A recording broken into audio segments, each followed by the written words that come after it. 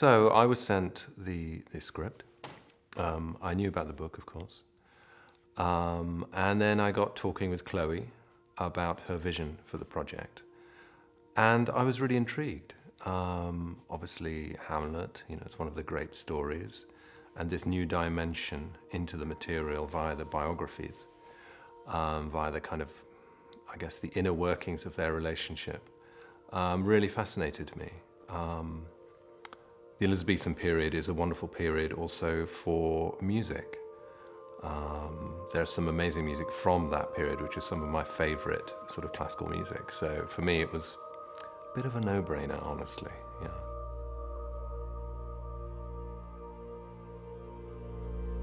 To begin with, I made some material just based on the script. And this was really a series of color studies using vocal material and string material, because I felt that would probably make up the sort of central spine of the score. I made a bunch of sketches. I sent those to Chloé, and actually they ended up using them quite a bit in the shoot. And a lot of them have also sort of ended up forming the basis of the score. They became, in some way, a kind of integral part of the process, which I think is really nice, because then you get kind of feedback loops between the music and the way the scenes are unfolding and the way the edit develops as well.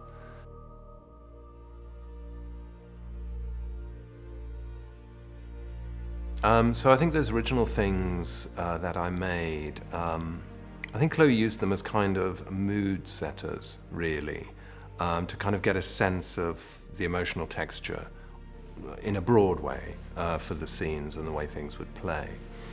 And I think it's very helpful for actors to have a kind of it's like a little key into the material, into the emotional texture of the thing. So I think they used it quite a bit. Certainly when I was there, which was towards the end of the shoot, when they were shooting the actual the sequence of the play itself, they were looping a lot of the material just pretty much continuously. So, and I think it became a kind of, like a sort of amniotic fluid sort of surrounding this thing, yeah. It's fun, really, because, when you make a piece of music, in a sense, you're asking a question. It's a kind of what if. And the way people then respond to it and use it in their own lives or work or whichever kind of a context it might be, that tells you a lot about what you've made and what it means. So yeah, it's fascinating always to kind of be able to witness that.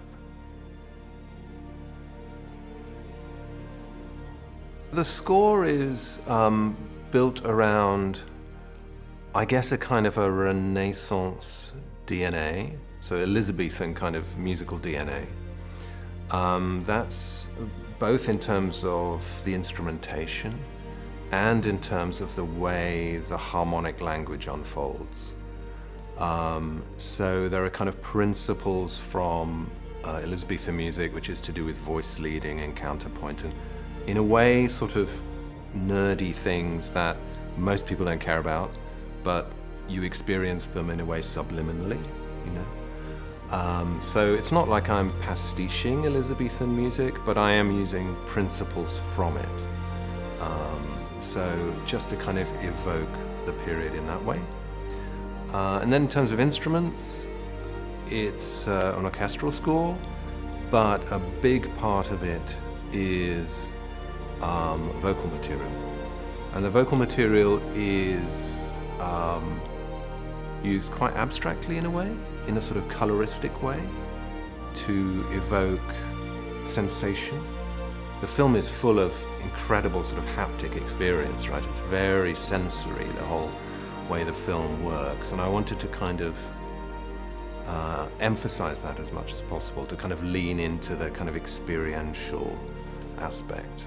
So the voices are used occasionally in a traditional way, so you do get particularly one moment where they walk into the globe. There is literally a sort of a choir number, you might say. There is a choir singing in a traditional way.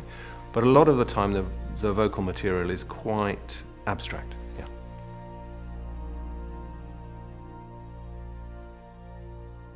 There's a couple of specific instruments which maybe we should mention. One of them is a whole bunch of Renaissance stringed instruments, which again I've used quite abstractly.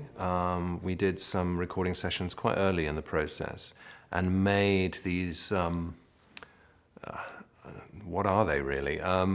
We had a sort of set of Renaissance instruments, but not played in their traditional way. So focusing on the kind of contact noises, those little almost ASMR sort of experiences of the way a human interacts with an instrument. So it's kind of scrapes and squeaks and all of these kinds of things which feel very sort of alive. And then we have the harp. The harp and the piano both feature quite strongly. And in a way they have a sort of conversational relationship through the score. They share some material. Sometimes the solo harp plays it, sometimes the solo piano plays it. And I see the harp as a kind of more transparent version of a piano. The piano in the score is very dark. And the harp is also very dark, but it has a kind of a see-through quality. And it also plays a little bit into the Renaissance period. And also it connects, I think, for me, into the sort of folkloristic aspect.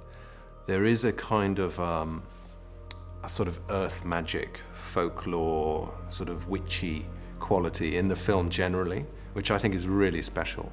And I think the harp, particularly with this sort of very simple material it's playing, it feels like it connects into that quite well.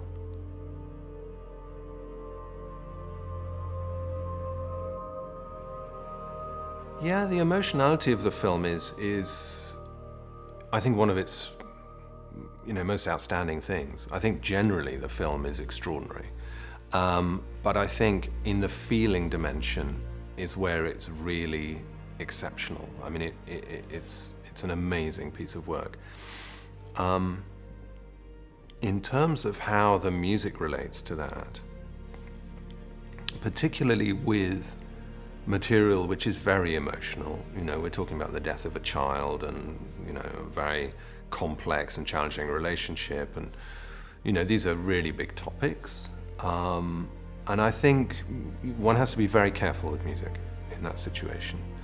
Not to get into a situation where you're either playing, one-to-one with the emotionality or sentimentalizing or in a way shortchanging the audience by directing them to feel something. That can be very problematic. So we try not to do that. So really it's about finding ways for the music to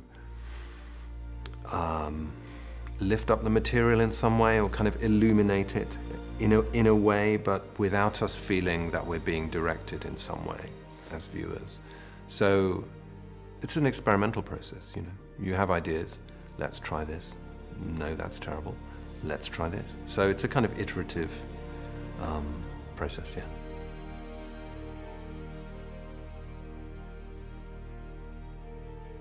The score does evolve over obviously as the edit develops, new areas pop up and you think, yes, no, we can do something here with music, that would be helpful.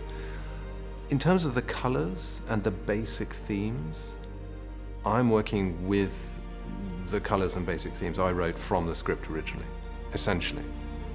Basically, the sort of grammar, the DNA, is where I started. And we've just kind of elaborated it and sort of added little additional facets here and there, but basically we're working with the original material.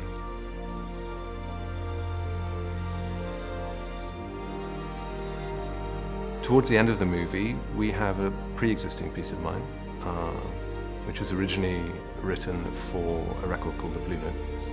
So that's 20 years ago now. So this record was a protest record, really. It comes out of the time of the build-up to the Iraq War.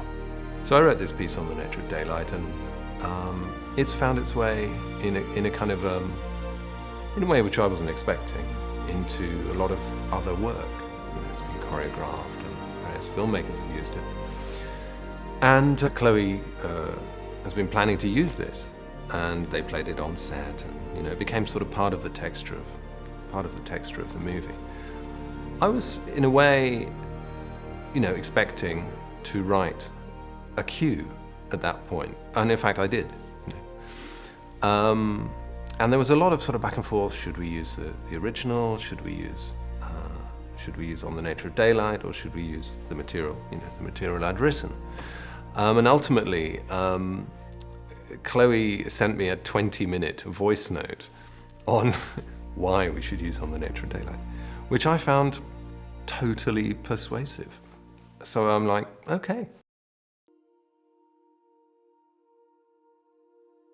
Chloé is just brilliant, basically. I think she's really a visionary.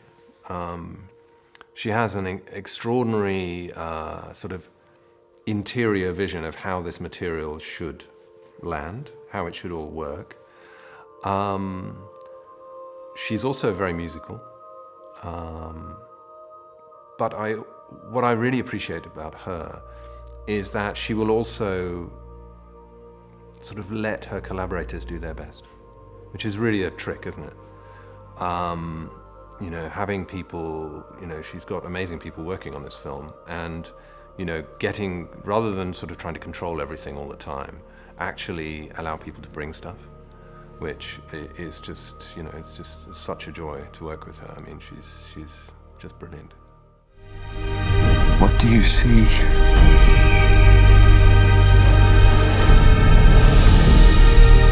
What do you see?